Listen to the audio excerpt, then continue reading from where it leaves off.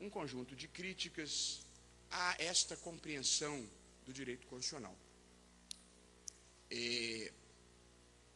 Algumas críticas eu acho que merecem resposta, algumas críticas apenas lidam com uma percepção equivocada do que seja o novo direito constitucional. Portanto, eu estabeleci conceitualmente o que eu acho que é o novo direito constitucional, para em seguida responder a 2 ou 3 críticas.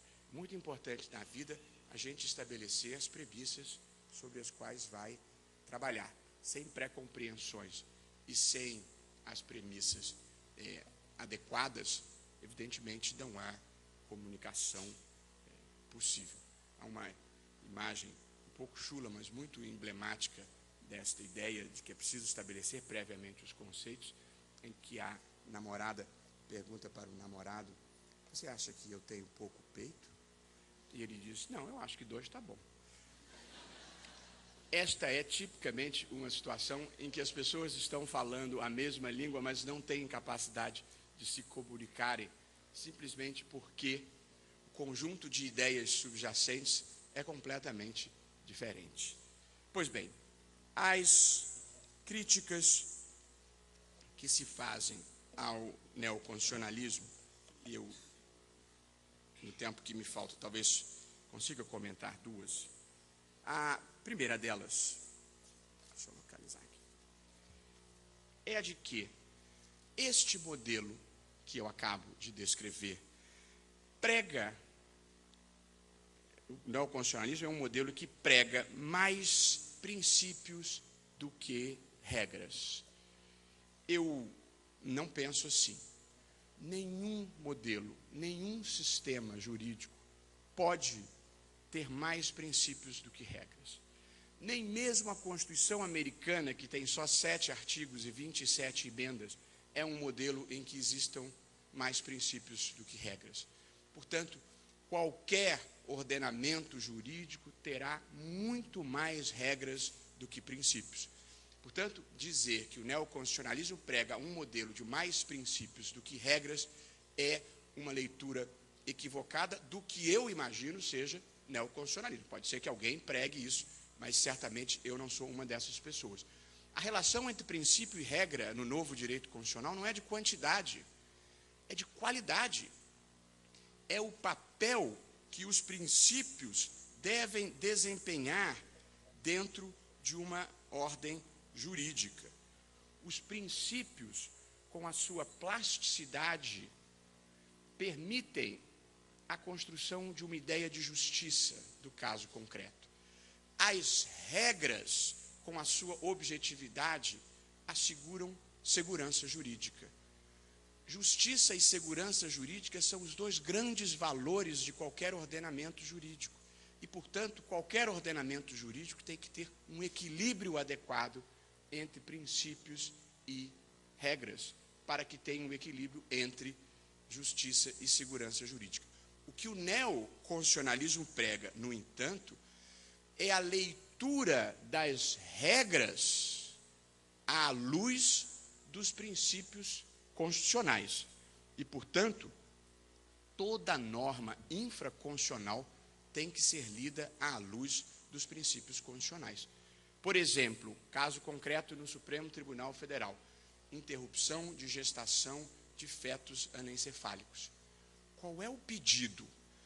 O pedido é que o Supremo Tribunal Federal faça a leitura do Código Penal à luz da Constituição para declarar que, naquele caso, as normas que criminalizam o aborto não devem incidir, porque se incidirem, violarão o princípio da dignidade da pessoa humana. Porque obrigar uma mulher que faz o diagnóstico no 3º mês de gestação a levar uma gestação inviável até o 9º mês, anoitecendo e amanhecendo cada dia, sabendo que carrega o filho que não vai ter, isso impõe a ela um sofrimento imenso e inútil, e todo sofrimento inútil e indesejado viola a dignidade da pessoa humana. Portanto, não se pede que o Supremo Tribunal Federal declare a inconstitucionalidade da norma que criminaliza o aborto. Essa é outra discussão.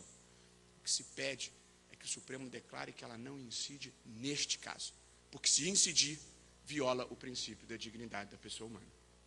O segundo exemplo de leitura constitucional do direito penal, um caso muito curioso que envolveu o diretor teatral Gerald Thomas, que fez uma encenação de Tristão e Isolda no Teatro Municipal no Rio de Janeiro. A peça não foi bem acolhida, o público vaiou estrepitosamente, ele subiu ao palco, a vaia aumentou, ele ficou indignado, virou-se de costas para a plateia, abaixou as calças e exibiu as nádegas para uma plateia que achava que já tinha visto tudo de ruim que era possível naquela noite.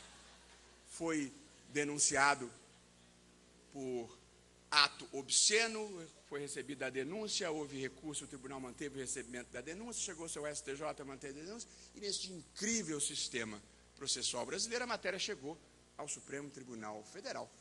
E o Supremo Tribunal Federal entendeu que o fato era atípico.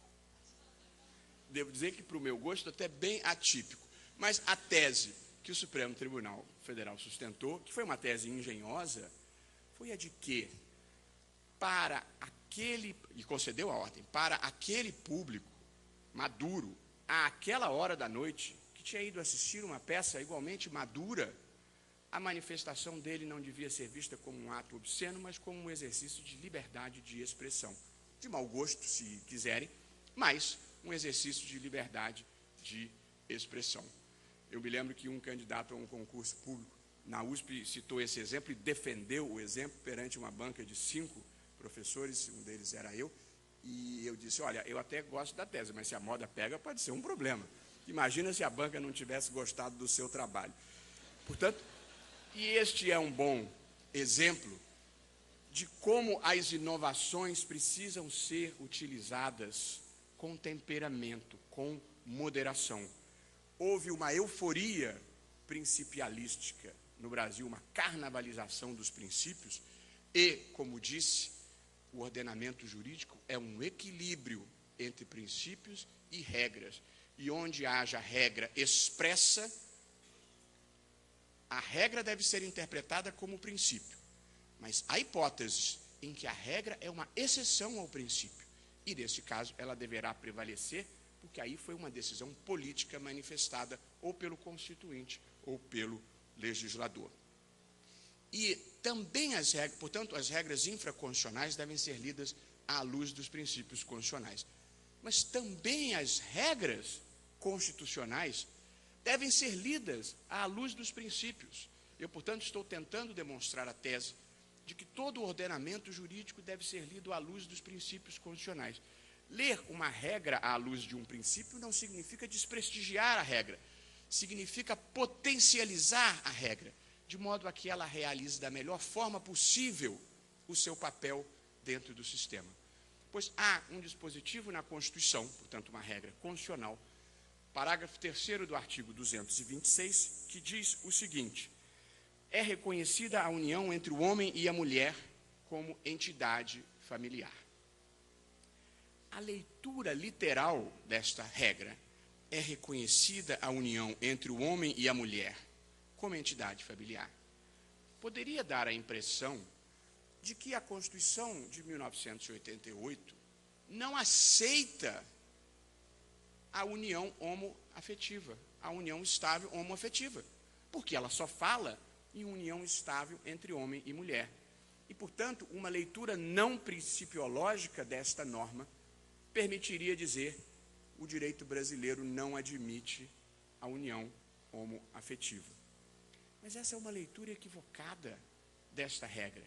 É preciso lê-la à luz dos princípios constitucionais e é preciso lê-la à luz do ambiente doutrinário em que ela está inserida.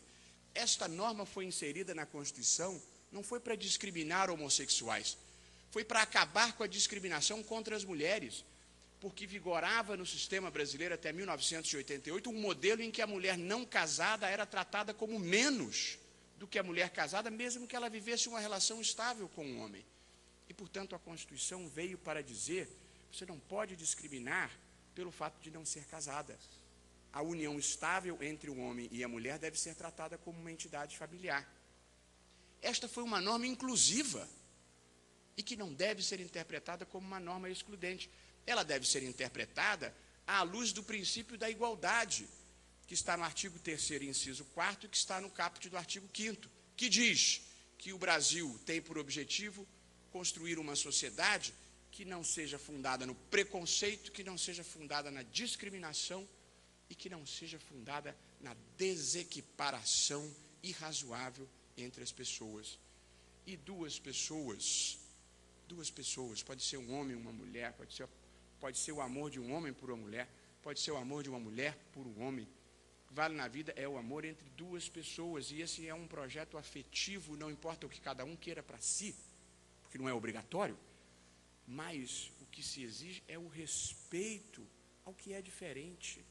O que há de rico e de maravilhoso no mundo moderno, e a Constituição brasileira chancela, é a possibilidade de múltiplos projetos de vida diferentes. Há muitos modelos existenciais legítimos. Há mulheres que querem ser solteiras, há mulheres que querem ser casadas, as mulheres que querem ter filhos, mas não querem ser casadas, há pessoas que têm uniões homoafetivas. Não há mais um modelo único de sociedade imposto pela igreja, imposto pelo Estado, imposto por qualquer doutrina abrangente. Qualquer doutrina tem o direito de pregar os valores que deseja, mas não tem o direito de, no espaço público, criminalizar o diferente ou tratar com intolerância quem tem um projeto diferente do modelo que se escolheu, como se fosse possível existir um perfeccionismo moral em o que eu acho é o que deve valer para todo mundo. Seria o pior dos mundos. O mundo é bom porque as pessoas são diferentes, porque uns estudam direito constitucional, outros estudam direito civil, outros estudam física quântica e outros saltam de paraquedas a 1000 metros de altura. Podem imaginar? Eu não consigo imaginar. Um doido. Mas esse é o projeto. Portanto, as pessoas têm projetos diferentes. A Constituição consagra este modelo plural, que é um lindo modelo plural, mas tem que ter métodos para conciliar a convivência desses modelos plurais, dessas visões diferentes.